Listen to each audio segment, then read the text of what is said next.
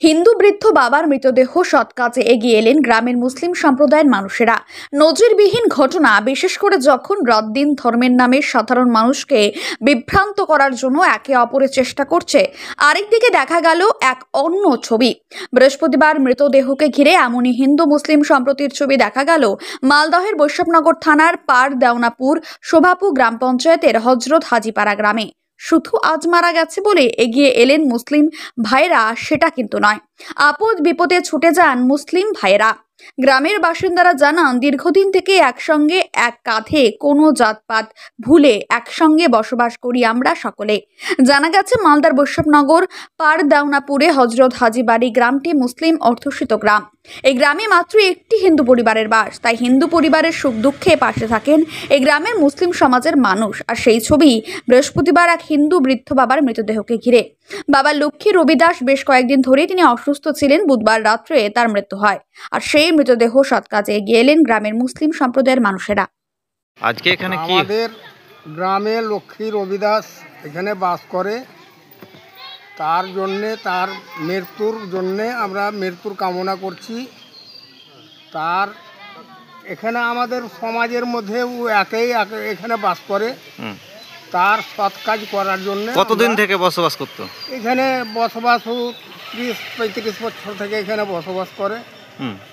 তার সৎ কাজ করার জন্য আমরা সহযোগিতা সবাই করছি, গ্রামবাসী আমরা সহযোগিতা করছি। এমনি এমনি কোনো আরো অন্য সমস্যা সমাধান করতেন বা সহযোগিতা করতেন ওদের? সব সময় ওর আমরা সহযোগিতা ওর পিছনে আমরা আছি। ভালো মন্দ আমরা গ্রামবাসী দেখি। ওর বিয়া শাদি ভালো মন্দ যত কিছু হয় সবই আমরা দেখি। চারিদিকে যে হিন্দু মুসলমান একটা গন্ডগোল বিভেদ সৃষ্টি হচ্ছে, তার পাশাপাশি যে আপনারা মুসলিম হয়ে হিন্দুদের সৎ কাজ করছেন, এই সমাজের উদ্দেশ্যে কি বার্তা দিবেন? আমরা কি বার্তা দিব? আমাদের এখানে ও একাই বাস করে, আমরা সমাজের ওগুলা ভাবি না। আমরা ওকে বুকে করে নিয়ে থাকি, ওকে নিজের আপন করে নিয়ে থাকি আমরা। এই জন্যে আমরা এই ব্যবস্থাটা করছি। আমরা ওকে কোনোদিন কোনো কথা বলিনি, আমরাও বলিনি, আর ও কোনোদিন আমরাকে কোনো কথা বলেনি। আপনার নাম? আমার নাম মেরাজ আলী। এই জায়গাটার নাম? পার দেওনাপুর, হাজিপাড়া। ধন্যবাদ। আজকে এখানে কি ছিল আর কি হলো?